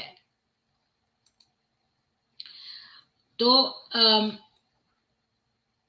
उसकी प्रतीक्षा अवधि कम से कम 31 दिसंबर 624 तक होनी चाहिए थी। ठीक है, क्योंकि ये मतलब ये तुरंत ही तो मरा था, तो 2 ही दिन बीते थे। लेकिन उमर जो इस बात से अनजान था मोहम्मद के इरादे से, उसकी अगली शादी की योजना बनाने से पहले इतना लंबा इंतजार नहीं किया। उनका अपनी बेटी को कालो कुंवारे लोगों को देने का इरादा नहीं था, जो उसके माध्यम से अपने करियर को आगे बढ़ाने की उम्मीद कर सकती थी। क्योंकि आपको याद होगा, मैंने आपको बताया था कि जो उमर था वो गोरा था देखने में, तो उसकी बेटी भी जो थी ना वो उसकी बीवी तो हल्के गहरे रंग की थी, लेकिन वो काले काले लड़कों को नहीं देना चाहता था अपनी बेटी को। तो उसके माध्यम से अपने करियर को आगे बढ़ाते, तो उसने अपनी योग्य बेटी का उपयोग एक प्रमुख मुस्लिम के साथ खुद को जोड़कर अपने करियर को आगे बढ़ाने के लिए किया। सबसे पहले भविष्य के खलीफा उथमान से संपर्क किया और उन्हें अपना दामाद बनाने के लिए आमंत्रित किया, क्योंकि उमर को नहीं पता था कि मोहम्मद उसकी बेटी से शादी करना चाहता है। मोहम्मद ने अपनी ये जो सीक्रेट है वो अबू बकर को बताया था, उमर को नहीं पता। तो उमर पहुंच गया, उथमन जो खलीफा है उसको दामाद बनाने के लिए आमंत्रित किया। उस्मान जो उस समय लगभग 45 वर्ष का था, मोहम्मद की बेटी रुकैया का दुखी विधुर था, क्योंकि मोहम्मद की जो बेटी थी रुकैया वो मर गई थी, तो वो बेचारा विडोअर था और 45 का था। तो उन्होंने कहा कि वो इस बात पर विचार करेंगे, लेकिन कुछ ही दिनों बाद उन्होंने उमर से कहा कि ऐसा लगता है कि मेरे लिए वर्तमान में पुनर्विवाह करना संभव नहीं है। मोहम्मद की इकलौती बची बेटी उम्म से शादी करने वाले थे, उम्म कुलथुम से। वो अच्छी तरह जानता था कि पैगंबर की बेटियां सह पत्नियों के साथ नहीं रहती। यानी कि वो उस्मान इतना इंटेलिजेंट था कि वो जानता था कि मोहम्मद के डबल स्टैंडर्ड हैं। मोहम्मद नहीं चाहता था कि उसकी बेटी के हस्बैंड जो है वो कई कई शादियां करें। वो चाहता था वो तो खुद कर ले शादी, लेकिन जो बेटी के हस्बैंड है वो उसकी बेटियों के साथ सौतने ना लाए। मतलब इस तरह का डबल स्टैंडर्ड रखता था। तो उसको मालूम था कि जो कि वो सोच रहा था कि रुकैया की मौत हो गई है। उस्मान सोच रहा था, वो 45 का था, तो रुकैया मर गई थी, तो उसने सोचा अब रुकैया की जगह मैं उम्म कुलथुम से शादी कर लूं। और इधर उमर पहुंच गया हफ्सा से करने, तो उन्होंने उसको मना कर दिया। उमर ने फिर अबू बकर को हफ्सा पेश करी। अबू बकर 51 साल के थे और उनकी पहले से ही 2 पत्नियां थी। एक उनकी अपनी उम्र के, अब देखो ना मुसलमान लोग इतने थोड़े थे कि अब अपनी बेटियों का रिश्ता कैसे करेंगे, उन्हीं बड़े बड़े बुजुर्ग लोगों से करना पड़ रहा है। तो उमर ने जो है, अबू बकर 51 साल के थे और उनकी पहले से ही 2 पत्नियां थी। एक उनकी अपनी उम्र के करीब, दूसरी हफ्सा से भी छोटी। इसलिए हफ्सा को शायद ये सुनकर राहत मिली कि अबू बकर ने कोई सीधा जवाब नहीं दिया। उमर अपने दोस्त की चुप्पी से आहत हुआ, और क्योंकि उमर का दोस्त हो गया था ये अबू बकर, और मोहम्मद से शिकायत करने गया कि कोई भी उसकी बेटी को नहीं चाहता। मोहम्मद ने उमर को शब्दों से शांत किया। उथमन हफ्सा से बेहतर महिला से शादी करेगा और हफ्सा उस्मान से बेहतर आदमी से शादी करेगी। उमर शांत हो गया। उसने इस तरह से इन दोनों को बहला फुसला दिया। उमर शांत हो गया और इस संकेत को स्वीकार कर लिया कि हफ्सा के लिए एक बहुत अच्छा भविष्य था। उसने अपने परिवार को बताया तो हफ्सा दो बातें जानती थी। उसे पैगंबर की पत्नी बनना था और उसके प्रेमी ने बड़ी बेशर्मी से उसे अपनी बेटी की तरह अच्छी औरत नहीं बताया था। जब उमर अगली बार अबू बकर से मिला तो अबू बकर ने स्वीकार किया कि उमर हफ्सा को मना करने पर नाराज हो गया होगा और कबूल किया कि वह यह सब जानता था कि हफ्सा पैगंबर से शादी करेगी। मैं मैसेंजर के रहस्य को धोखा नहीं देना चाहता था, लेकिन अगर अल्लाह के रसूल ने अपना इरादा बदल लिया होता तो मैं निश्चित रूप से उसे स्वीकार कर लेता। जैसे ही हफ्सा की प्रतीक्षा अवधि आधिकारिक रूप से समाप्त हुई, मोहम्मद ने एक औपचारिक प्रस्ताव रखा और उमर ने सहमति दे दी। उन्होंने 20 जनवरी 625 को या उसके तुरंत बाद विवाह अनुबंध तय किया। यह हफ्सा के कानूनी रूप से उपलब्ध होने के 3 सप्ताह की बात है। देरी का कारण उसके लिए घर बनाने की आवश्यकता से अधिक उल्लेखनीय कुछ नहीं हो सकता था। आयशा और सौदा से संबंधित लोगों के विपरीत नया घर मस्जिद की पूर्वी दीवार में नहीं बनाया गया, बल्कि दक्षिण पूर्व कोने के पास फ्री स्टैंड था, जिसमें हफ्सा का सामने का दरवाजा सीधे विपरीत था आयशा की खिड़की से। यानी अगर आपको जो मस्जिद का जो मैंने चित्र बताया था, उसमें एक तरफ सारी बीवियों के घर होते थे और ऑपोजिट में अबू बकर का घर होता था, याद है आपको? तो अब इसने जो है, जहां पे सारी बीवियों का घर है वहां नहीं रखा उसका घर, बल्कि आयशा के सामने जो मस्जिद का प्रांगण था उसके ऑपोजिट साइड पर, तो उसकी खिड़की वहां पर खुलती थी। तो अब आते हैं अगला टॉपिक, हफ्सा और मोहम्मद। हफ्सा और मोहम्मद को की शादी को, अच्छा हाँ, अभी अभी रुको। मोहम्मद ने हफ्सा को 400 दिरहम यानी कि 4000 पाउंड के करीब दिया। वो 33 का था और वो 19 की थी। जबकि आयशा की 9 की तुलना में शादी के लिए 19 अधिक प्रथागत उम्र थी। फिर भी ये माना जा सकता है कि क्वीन कैजेनेरियन दूल्हे के पास सौदेबाजी का बेहतर पक्ष।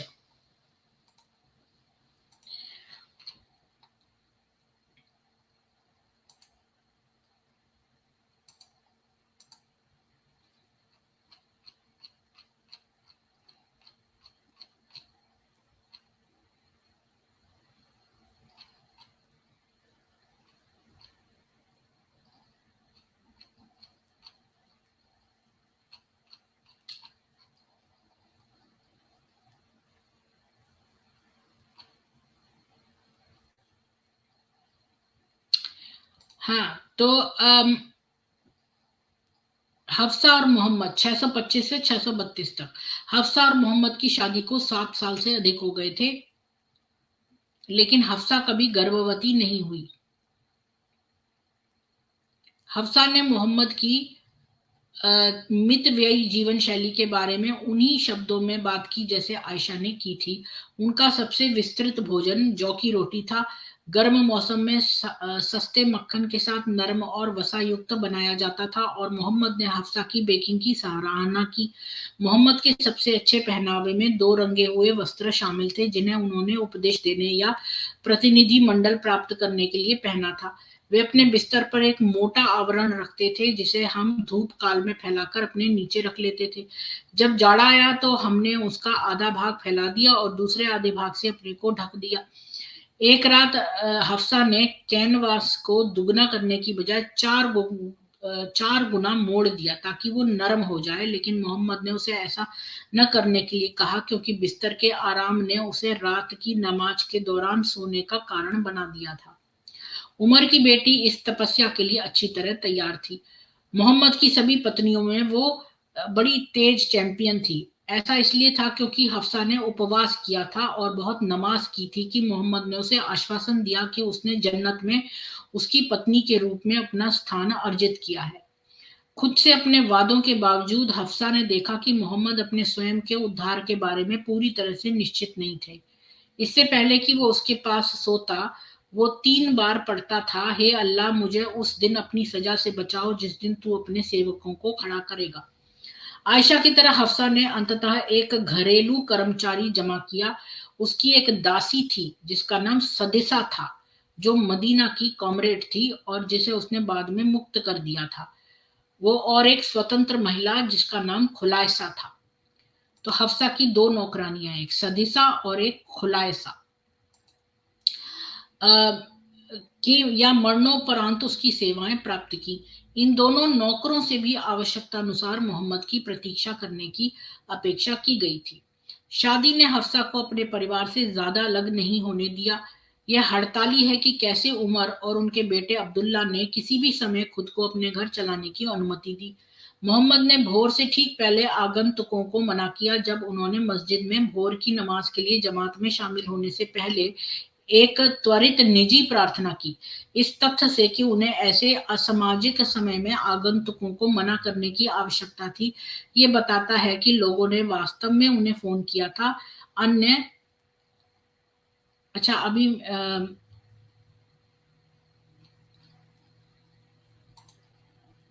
रुकिए 1 मिनट।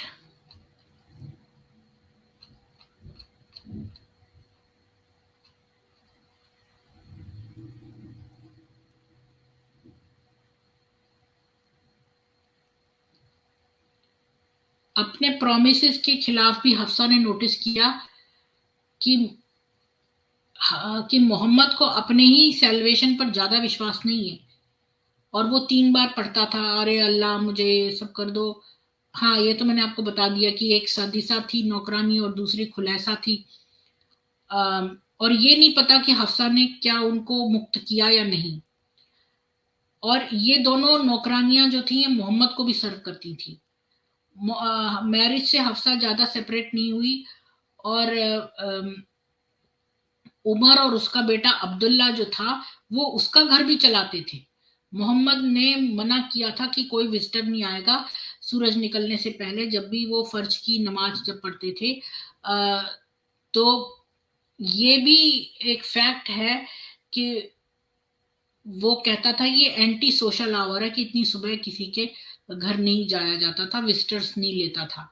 अब्दुल्ला जो था वो हमेशा हफ्सा के घर में रहता था और उसको अपने सपने बताता रहता था, या फिर वो मोहम्मद से बिजनेस एथिक्स पूछता रहता था, क्योंकि वो एक ऊंट का डीलर था मोहम्मद, रह चुका था मतलब।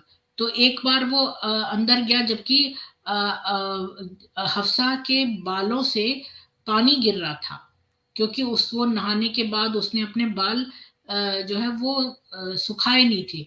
एक बार वो उसके छत पर मिलने गया पेशाब करने, तो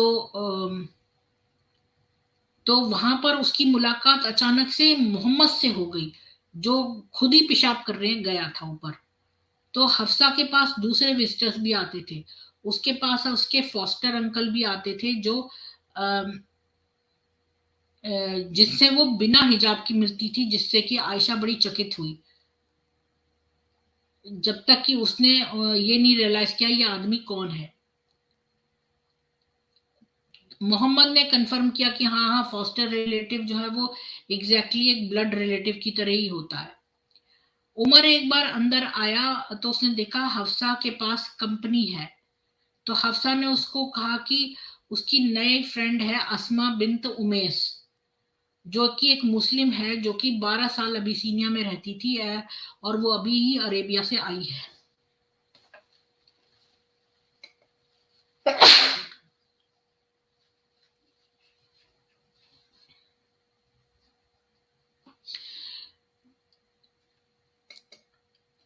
तो तो उसने ये हिंट नहीं लिया कि भाई ये दोनों लड़कियां जो है आपस में बात करना चाहती हैं प्राइवेट। उमर जो है वो बड़ा रूड हुआ विजिटर को, और उसने उससे बोला कि हम तो इमिग्रेट कर गए मदीना में जिससे कि पहले तुम करे, और इसीलिए हम अल्लाह के मैसेंजर के ज्यादा क्लोज हैं।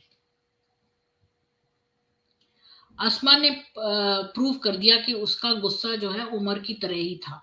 उसने कहा हाउ डेयर यू, मैं तुम्हें बता रही हूँ कि तुम्हारे पास सारे बेनिफिट थे जो है मोहम्मद के करीब रहने के, जबकि हम तो एग्जाइल में थे।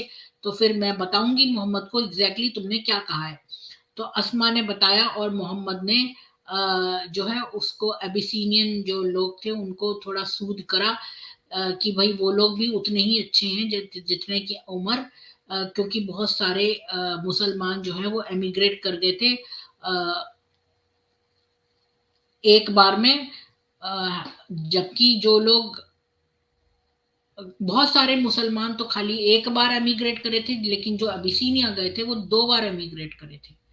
एक और ओकेजन पर हफ्सा जो थी वो एक बार अपनी एक old writing teacher Laila the healer से बातचीत कर रही थी। जब मोहम्मद आ गया तो उसने विजिटर को रिकॉग्नाइज कर लिया, तो उसने उससे बोला कि तुम इसको क्यों नहीं सिखाती कि कोई ऐसी जादू टोना जिससे कि जो स्किन के इरप्शंस हैं वो तुम इसको सिखा दो कि ना निकले, यानी कि तुम उसको लिखना सिखा रही हो, इसकी बजाय तुम जो ये दाने निकल आते हैं तो स्किन पर, तो वो क्यों नहीं सिखाती हो। लैला को ट्रेडिशनल इनकांटेशन नहीं पता था रैशेस के बारे में जो स्किन पे हो जाते हैं, लेकिन मोहम्मद जो है मेटाफोरिकली बोल रहा था। स्किन इरप्शन जो है वो एक अरेबिक एक्सप्रेशन है कि जो कि कास्टिक स्पीच के बारे में है, जैसे कि इंग्लिश में एक एक्सप्रेशन है ब्लिस्टरिंग टंग। तो ये एक वहां पर बोला जाता था, जैसे कि कोई अपनी आवाज को मतलब कि कोई अगर जैसे बातचीत करता है तो वो बोलता है ना बड़े कि ये लोग तो बड़ा रफ बोल रहे हैं, तो ये लोग इस तरह से सांकेतिक भाषा बोलते हैं कि अरे उसके तो स्किन इरप्शंस हैं उसके तो ये इस तरह का स्टाइल था उनका।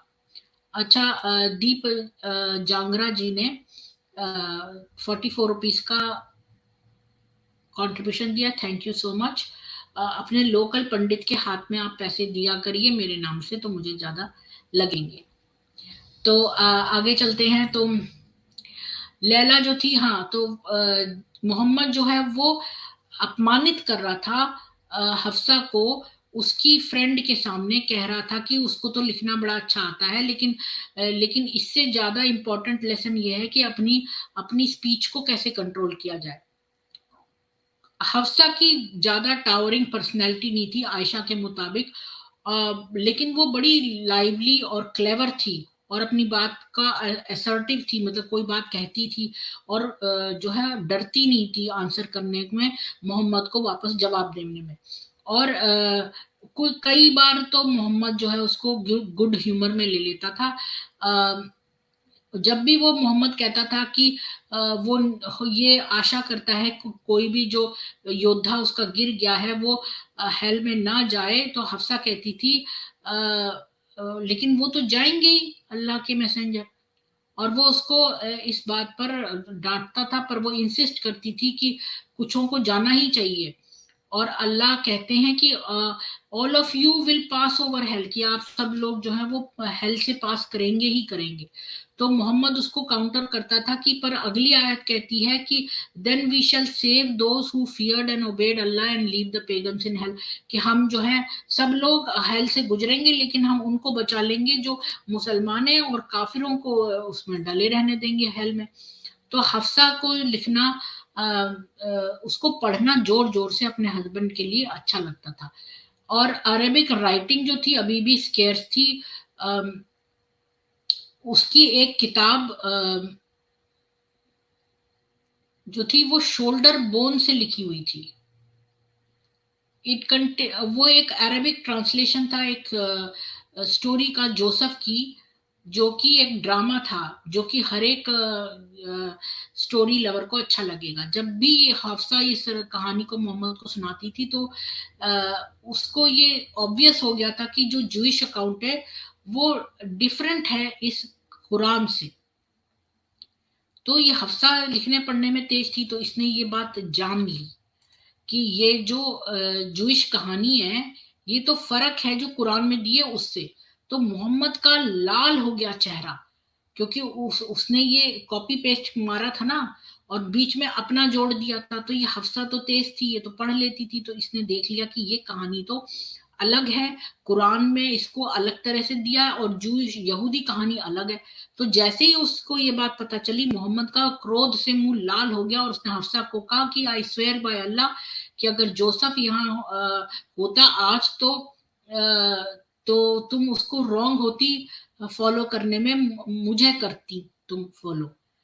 और ये कहना मुश्किल है कि उसने ऐसा क्या कहा जोसेफ ने कि मतलब कहानी में जो कि मोहम्मद को इतना गुस्सा आया। और कई बार कुछ बार तो हफ्सा जो इतना तर्क करती थी कि मोहम्मद जो है वो उसका ह्यूमर खत्म हो जाता था, पूरे दिन के लिए वो नाराज हो जाता था। और कुछ समय ऐसा भी था जब हफ्सा को महसूस होता था कि मोहम्मद जो है वो लाइन क्रॉस कर गया है, और तब वो रूठ के अपने घर में बंद हो जाती थी और उसको साइलेंट ट्रीटमेंट देती थी पूरे दिन के लिए। और उसका पिता उमर कहता था कि उसका पिता उमर सोचता था ये अपनी माँ की तरह ही बन गई है बुरी। प्रॉब्लम ये है कि उमर कंप्लेन करता था कि कॉमरेड विमेन जो हैं वो हमेशा उनका अपर हैंड होता है अपने आदमियों पे। और ये इसलिए है क्योंकि जूश यहूदियों का इन्फ्लुएंस था सिटी में। तो लेकिन देर नहीं लगी कि इमिग्रेंट वुमेन जो है वो अपने नए पड़ोसियों की तरह से हैबिट्स लर्न करने लगी। अब एक बार ये हुआ कि उमर के पास एक झगड़ा आया। जब उमर ने कहा कि वो क्या करेगा उस दिन, तो उसकी बीवी ने कहा कि बट ये अच्छा होता अगर तुम। तो उमर बड़ी जोर से चिल्लाया उसका सेंटेंस खत्म होने से पहले कि तुम मेरे से आर्ग्यू कर रही हो वुमन, इसने तुम्हारे साथ क्या किया है, तुम क्यों मेरी उस मामलात में दखल देती हो कि मैं आज क्या करूंगा। तो उसने उसकी बीवी ने कहा कि तुम कितने स्ट्रेंज हो उमर, तुम तुम चाहते हो कि तुम्हें कोई भी कॉन्ट्रडिक्ट ना करे। लेकिन जब भी हफ्सा जो है अपने मोहम्मद से आर्ग्यू करती है कि वो तो पूरा पूरा दिन नाराज रहता है। और कुछ उसकी बीवियां तो उसको इग्नोर कर देती हैं जब तक रात नहीं आती। तो अफ्रेड उमर ने उसको कहा कि जो भी ऐसा करेगा वो रुइन हो जाएगा एक दिन। फिर उसने अपना जो कोट है वो बड़ी जोर से अपने ऊपर डाला और वहां से हफ्सा के घर डराता हुआ निकल गया। फिर उसने अपनी बेटी को बुलाया कि डॉटर, उसने जोर से बोला, हफ्सा तुम क्या क्या जो हम मोहम्मद के साथ आर्ग्यू करती हो कि वो पूरा पूरा दिन नाराज रहता है। तो हफ्सा बोली हाँ हाँ, मैं बिल्कुल करती हूँ। तो इससे उमर को एकदम से गुस्सा आया और उसने कहा कि मैं तुम्हें वार्न कर रहा हूं कि अल्लाह तुमको पनिश करेगा अगर तुम मैसेंजर को एंग्री करोगी। और तुम अपनी नेबर यानी आयशा की तरह से मत बनो जो कि अपनी ब्यूटी के ऊपर बड़ी टिकी हुई है कि जो नबी हैं उसको बड़ा प्यार करते हैं। प्रॉफिट जो है वो तुमको प्यार नहीं करता है, वो तो तुमको इसलिए रखे हैं क्योंकि वो मेरे मेरे पर एक फेवर करने के लिए ही रखे हैं तुम्हें। तो तुम जो है उससे को ये नहीं कर सकती हो, आर्ग्यू नहीं कर सकती हो, ना उसको डिसोबे कर सकती हो, और ना ही साइलेंट ट्रीटमेंट दे सकती हो। अगर तुम्हें पैसे की जरूरत है तो मुझसे मांगो, उससे नहीं, नहीं तो तुम रुइन हो जाओगी। तो कि मतलब आयशा तो अपनी ब्यूटी की वजह से जो है मैसेंजर उससे खुश रहेगा, लेकिन तुम्हें तो मेरी वजह से रखा हुआ है हफ्सा, ऐसे उमर ने कहा। और उमर ने को कभी समझ में नहीं आया कि मोहम्मद को ऐसी विमेन पसंद थी जो अपनी बात को रखती थी, मतलब जो असर्टिव थी। ऐसी बड़ी डोसाइल विमेन नहीं पसंद थी उसे, शुरू से ही ऐसी विमेन पसंद थी जो अपनी बात कहती हैं और पूरी करती हैं। तो शायद उसको खदीजा के बारे में भूल गया था कि और उसने ये भी क्लेम किया कि भाई मोहम्मद जो है उसके अंदर कोई प्यार नहीं था हफ्सा के लिए। ये बात भी सही नहीं है। उमर जो है उसको समझ में नहीं आता था कि कोई हस्बैंड जो है वो हफ्सा जैसी बीवी के साथ कैसे प्यार कर सकता है। लेकिन बहुत सारी ऐसी चीजें थी विमेन के बारे में जो उमर नहीं समझता था। और अपनी जो उसकी मैरिड लाइफ में कमियां थी वो अपनी बेटी के ऊपर से वो कर रहा था। वो 628 में मोहम्मद ने अनाउंस किया कि मुसलमानों को डाइवोर्स कर देना चाहिए अपनी बीवियों को जो नॉन मुस्लिम है। तो उमर ने मुलैका और कुरैबा को डाइवोर्स कर दिया और एक कॉमरेड जमीला नाम की युवती को रख लिया। और उसने उसको भी एक साल बाद जो है डाइवोर्स कर दिया। इसके बाद उसने यमनी रखेल को रख लिया जिसका नाम लुहाया था।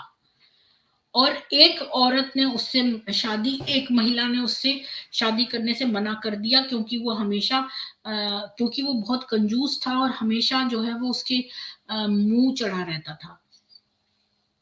लेकिन उमर शादियां करता गया और 20 इयर्स में उसकी बीवियों ने उसको 5 और बेटे और 3 और बेटियां दी। हफ्सा जो थी वो मॉडेस्टली प्रिटी थी, मतलब वो एवरेज थी और बड़ी जो है वो थी, आर्गुमेंटेटिव थी, मतलब तर्कशील थी। लेकिन मोहम्मद जो है उससे बड़ा लगाव था उसको, मोहम्मद को उससे। और उसको 8 और लड़कियां जिससे कि मोहम्मद ने शादी करी थी, उनसे उसका लगाव खत्म हो गया था, जो कि फिजिकली ज्यादा अट्रैक्टिव थी हफ्सा से। लेकिन हफ्सा चूंकि धड़ाधड़ बोलती थी, इसलिए हफ्सा से उसको ज्यादा प्यार था। और 8 लड़कियां जो हफ्सा से कम सुंदर थी, मतलब सॉरी, ज्यादा सुंदर थी, उनसे नहीं था। हफ्सा ने कभी कन्फेस नहीं किया कि वो मोहम्मद से प्यार करती थी नहीं कि नहीं, लेकिन वो उससे फेथफुल थी और उसकी अच्छी कंपेनियन थी। और ये भी आशा की जाती थी उससे कि वो मोहम्मद को एक बेटा देगी। और लेकिन वो सौतनों से भी जेलस हो सकती थी, लेकिन उसके एक्शंस को के लिए किस चीज ने उसको मोटिवेट किया? क्या वो एक बहुत गहरा प्यार करती थी मोहम्मद से, या वो बड़ी ड्यूटी थी उसकी इस्लाम के प्रति, या अपने आदिय कबीले के प्रति, या उसकी अपनी पर्सनल डिग्निटी? लेकिन हफ्सा ने कभी अपने अंदरूनी मोटिव्स के बारे में नहीं बताया, जबकि वो एक बहुत ही फ्रैंक और बड़ी बोल्ड वुमन थी। आज के लिए हम इतना ही का बात करेंगे यहाँ। और हफ्सा की अपनी साथी बीवियों से कैसे रिलेशनशिप थी, ये हम नेक्स्ट टाइम देखेंगे।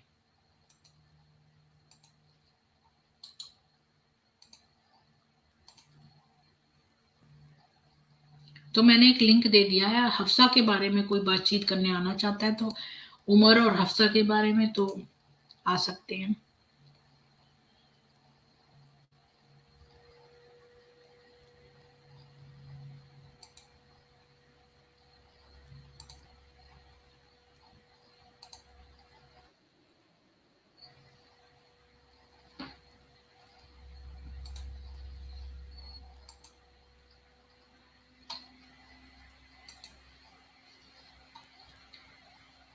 तो आप लोग आ सकते हैं।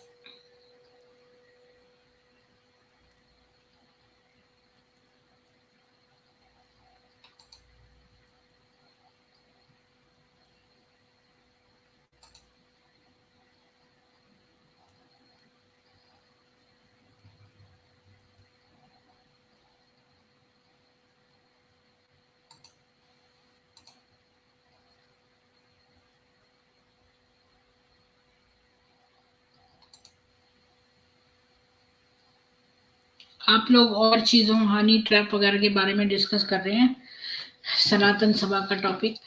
तो आज हमने हफ्सा के बारे में बहुत अच्छा देख लिया, और लगता नहीं है कि कोई आना चाहता है इसके बारे में बातचीत करने। तो मैं ये स्ट्रीम क्लोज करती हूँ, और फिर हम कल जो है हफ्सा की कहानी को आगे कंटिन्यू करेंगे। जय हिंदू राष्ट्र। और आप लोग जो है अपने सनातन के सेल्फ डिफेंस की सब चीजें रखें, और सनातनियों को सपोर्ट करें, उन्हीं को एम्प्लॉयमेंट दें, सनातनी बेबी सिटर्स रखें। नो बिंदी नो बिजनेस। इसी के साथ ही जय हिंदू राष्ट्र। कल फिर मिलते हैं सामवेद में।